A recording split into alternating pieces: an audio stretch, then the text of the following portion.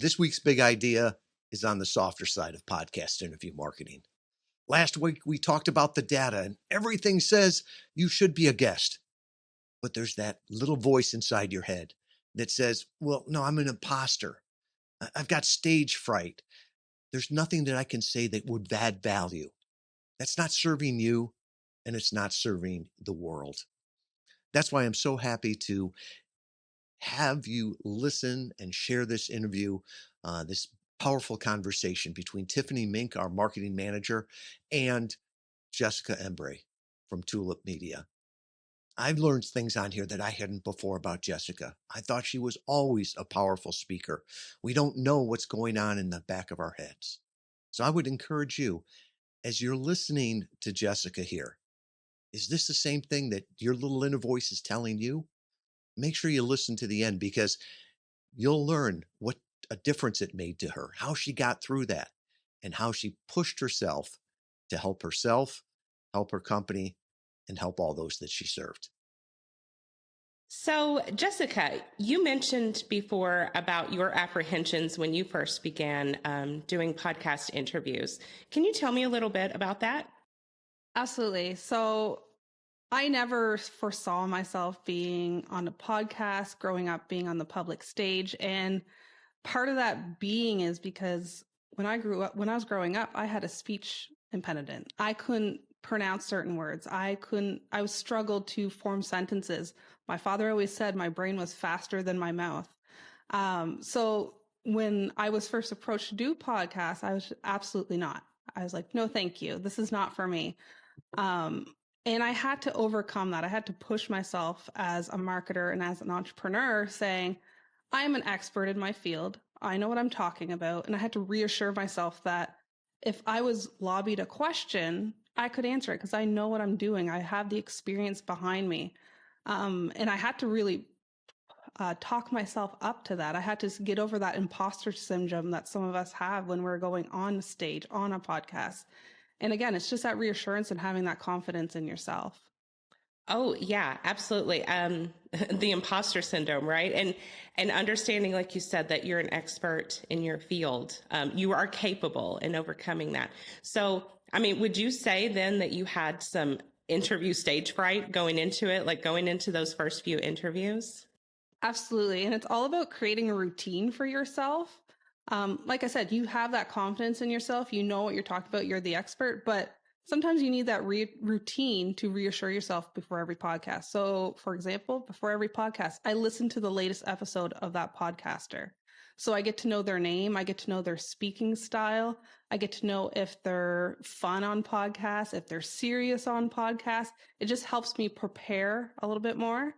I make sure my animals are locked away so they can't come behind me and photobomb a podcast, because there's nothing worse than that. There's a lot of tips and tricks you can get into and to not only reassure yourself, but prep yourself so you have the best foot forward going on to that podcast. Yeah, I think those are great tips, especially about listening to the interview, prior episodes, right? Like you said, to learn the host speaking style, kind of the vibe of the show. So are there now those first few interviews, right? And overcoming this fear and getting more comfortable on the podcast interview platform. Are there any tips or tricks that helped you in the beginning? I think what Interview Valet does for their guests are amazing. They set you up with a good microphone. They set you up with a little cheat sheet card. I always have that right on my desk. And it lets you know the things you need to do. Turn off your Dropbox so your computer isn't slow. Turn off your notifications. Take off your Apple Watch, because that thing will buzz during your interview and it distracts you. Put that little sign up on your door saying podcast in session. If you work from home, especially, you don't want the mailman coming to your door and knocking on it and making the dog bark. So these little things are tips and tricks to set you up for success, but also reassure you that nothing's going to interrupt you during these times. Right. And it frees up maybe some mental headspace, right? That I don't have to stress about my checklist. I know I'm doing all those things. And so then all of your focus can be placed on the actual interview, what you should be focusing on. And then going back to that stage fright, you'd mentioned doing therapy even as a young child, speech therapy and stuff. Are there other things that you had to do within yourself, mentally, professionally, to overcome that stage fright? Yep. To this day, I still have stage fright. I said to you, Tiffany, before we started that I have to wear very high shirts because I blush when I'm speaking for some reason in a public stage. So I just wear very high shirts so no one can see that. The other thing that has really helped me is I avoid words I know I can't pronounce. I've come to know my limits. I've come to know what my comfort zone is. So I avoid certain phrases or words that I know I can't pronounce. I set myself up for success again, and it just allows me to be more comfortable. And I always remember, especially when we're doing a digital podcast, it's easy just to converse with somebody one on one. You have to put in the back of your mind, this is not a lot of people listening to you, even though there might be a lot of people listening to you. You're having a conversation with one person, and that's what I kind of trying to trick my brain into thinking. Yeah, absolutely. It's about relationship, right? And we actually teeter with it's a podcast interview because really we want to emphasize that it's a discussion, right? It's a conversation between two respective experts whose audiences align, right? And so I think that's great. It probably getting yourself in the headspace, like you said, of, it's not a stage where I'm talking to 10,000 people staring back at me. Now, how many podcast interviews have you done now? How long have you been with us? Oh, I think I've been with the interview Valet for maybe a year and a half now. Sounds about right. I've done probably 30 to 40 podcast interviews. I think this week I had 5. You're my first one today. I have 2 total today. So it's just a part of your daily life now. It's something you just get comfortable with over time. You're building that muscle memory. So when you get on a podcast, you know what you're going to be talking about. You know what the flow is going to be, and you don't feel so tense every time you get up on it. I still have my props that I have with me in case I do start to forget what I want to say. So I'll reach for my coffee cup. I'll reach for a pen.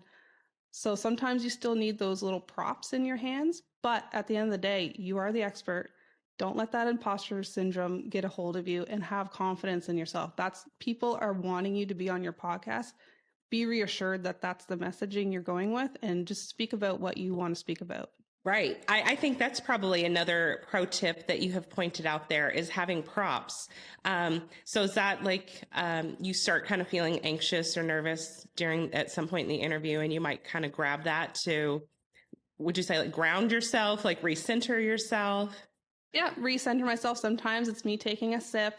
Sometimes it's me playing with my rings. It's just something that people can't see in video podcasts that allows you to ground yourself, realign your thoughts, and really zone in on what you want to articulate to your podcast interviewer. Right, to kind of refocus you on that.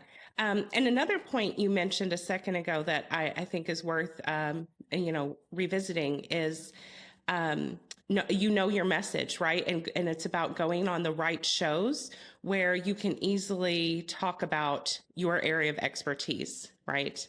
Yeah, these interviewers want you to be on your podcast for a reason. So get excited, tell your message, and share that story with them, because obviously they find value in you in some form or fashion that they asked you to be on that show. I think that goes back to, the message here of it's about podcast interview marketing, not just podcast guesting. You don't want to go just on any show. You want to go on the right shows for you, where you can easily talk about your expertise, what you do, what you know in your business, and what you've learned in your experience. Is that something too that throughout your podcasting journey you've kind of nailed down too, of shows that resonate better with you, that you interview better on than others? Is that something you've noticed? I love talking about anything and everything marketing. So when I can align with that podcast interviewer, that's when we really start to have fun. We're going back and forth, sharing strategies, sharing values to listeners.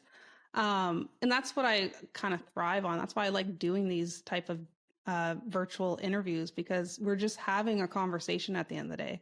It's not something I have to get myself worked up about being on a main stage. I'm talking to another fellow marketer or business person, and we're just having a conversation about what we love. I like that you point that out. It's a conversation about what you love, what you enjoy, your day to day. So it's not too difficult then to come up with the material, right? Because it's stuff that you know that you could probably talk about inside and out anyway, right? It is there.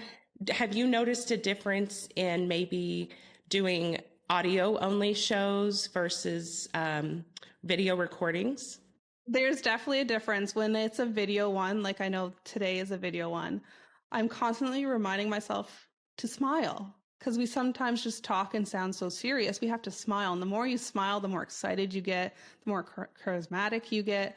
So there is definitely a difference between the audio and the video. It's just you're more aware of one more thing. There's nothing wrong with having video. I think actually it makes you a better person in terms of your speaking abilities because it's just refining that muscle memory. Like I was saying, it's just refining that skill that you're trying to build up over time and making you a better leader and marketer at the end of the day. I could see that even that having video, even though, like you said, it's another layer of maybe to be aware of, it probably even translates better to an audio only interview. And, if it's once it's published, it's an audio only, that you still maybe interview a little bit better, right? Because you're a little bit more aware of your speaking, maybe your expression, your tone. Like how would you say, here's a good thing to think about. Would you say it's been worth it of like this personal challenge for yourself? Absolutely think so. I think it was always one of my weaknesses. Becoming as an entrepreneur is always one of my weaknesses, which was public speaking. It's definitely helped me grow as a person. It's also made me a better consultant, marketing consultant too, because I have a lot of one-on-ones with clients on Zoom. And to be able to articulate myself more clearly and to also get my message across to our clients has helped me significantly. So it's definitely something I'd recommend to those trying to get their message out, whether they're an author or a business person looking to grow their brand awareness. I think podcast interview marketing is definitely something to seriously consider. Especially in this digital world, like you said, in just day to day, podcast interviews aside, we are forced, a lot of us, to be on camera and talk. So even if we're just having a meeting with a colleague, like you and I have had meetings personally, we're still on video. We're still, doing, talking on camera to each other, conversing. So yeah, even if someone who isn't doing podcast interviews, there's still a level of stage fright, even knowing it's a private conversation that's not going to be published to the world. Yeah. And so you feel that probably any kind of business, whatever your business vertical may be, of, like you said, nonfiction authors, brands, coaches, consultants, all of that, overcoming public speaking is probably a necessity at this point in the digital age here, right? Now, would you say that journey has been worth it for you? Of pushing yourself? Yeah, I think as an entrepreneur, as a marketer, and as a business leader, you need to continue to push yourself. Doing the same thing over and over is the definition of insanity. So you have to try new things in your business. You have to try new verticals. You have to try to put yourself out there to meet new people. And I think podcast interview marketing is a great way to do that. It's a great way to grow yourself because if you continue to learn new skills and new knowledge, then you're just going to continue to outbeat your competition. Right. Kind of pushing yourself beyond your comfort zone. So what would you say to someone who was in Jessica's position a year and a half, 2 years ago, who's realizing that I need to do this, like you said, to grow myself, to grow my business, myself as a brand, who's kind of facing those obstacles that you once were experiencing? What would you just say to someone like that? Take the leap. Believe in yourself, have confidence in yourself. You're an expert in your field. Lean on Interview Valet if you're going with them to assist you in this journey.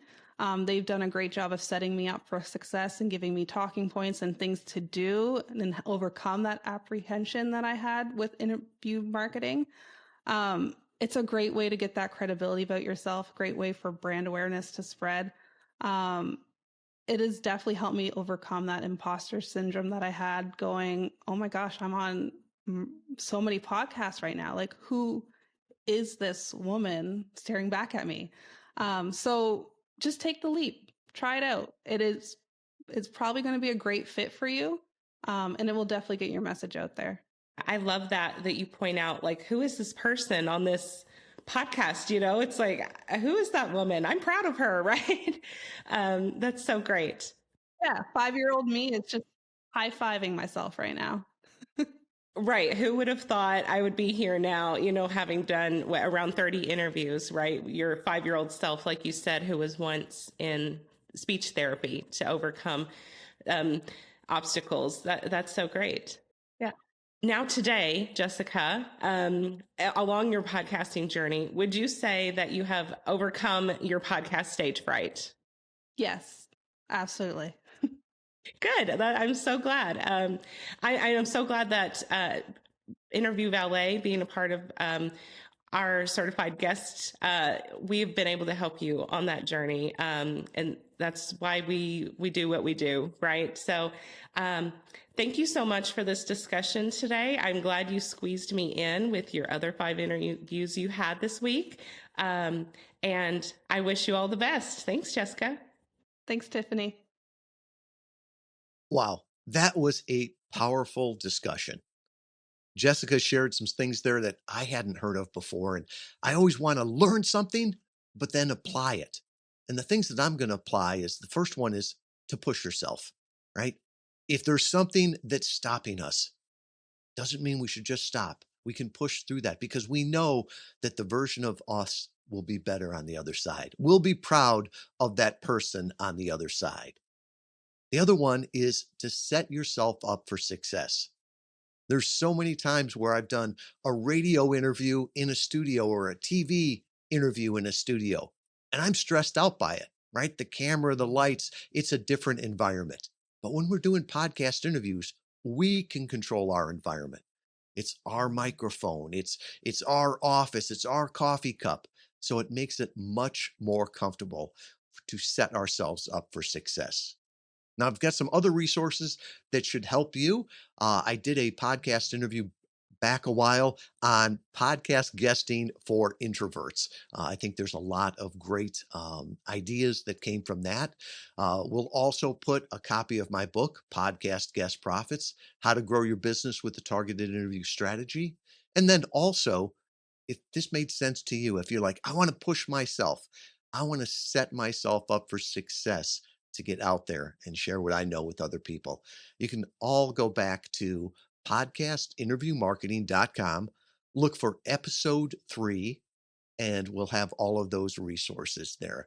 We'll have the link to the interview on podcast guesting for introverts. We'll have a free copy of that book, and we'll also have a link. So if you want to talk with our team on how you could leverage podcast interview marketing, how you could talk directly to your ideal customers and turn their listeners into your leads, we'd love to talk with you. And as always, I'd like to leave you with a quote. This comes from Thomas Edison. The most consistent way to succeed is to try.